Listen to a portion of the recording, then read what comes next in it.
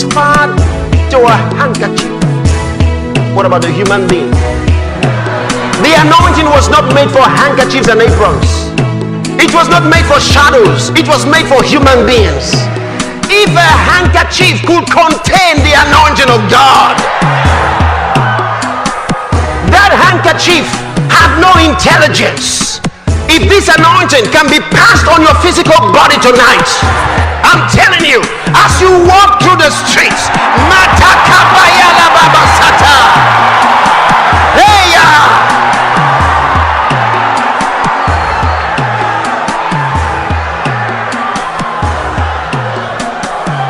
you know what God said to me? Can I tell you? He said, son, begin to mobilize my children for action for the last days. Hallelujah. We are going to shake this world. Are